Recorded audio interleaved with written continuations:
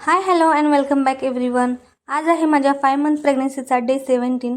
तर मी आज तुमच्यासोबत माझं डेली रुटीन नाही तर एक हेल्दी ब्रेकफास्ट रेसिपी शेअर करणार आहे. त्याच्यासाठी आपल्याला 1 कप तांदूळ आणि अर्धी कप असं तुमच्या आवडीच्या कोणत्याही डाळी घेऊ शकता आणि फक्त त्याच्यामध्ये 2 चमचे उडीद डाळ आणि 2 चमचे तूर डाळ घालायची आहे. आणि या सगळ्या डाळींना पाण्यामध्ये रात्रभर भिजत ठेवायच्या. सकाळी त्या डाळींमध्ये जिरं, लसूण, मिरची, थोडंसं पाणी घालून हे बारीक असं वाटून घ्यायचं आहे मिक्सरला.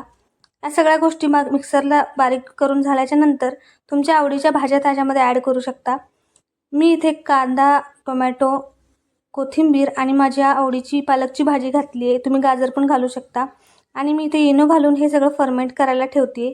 जर तुम्हाला इनोचा वापर करायचा नसेल तर 2 ते 3 तास तुम्ही असंच ठेवून थोड्या वेळाने बनवू शकता. तेव्हा तुम्हाला इनोचा वापर करावा नाही लागेल. थोड्या वेळाने मी इथे पीठ ते आप्पेच्या पात्रामध्ये घातलं आणि दोन्ही साईडनी क्रिस्पी असं गोल्डन ब्राऊन होईपर्यंत भाजून घ्यायचे.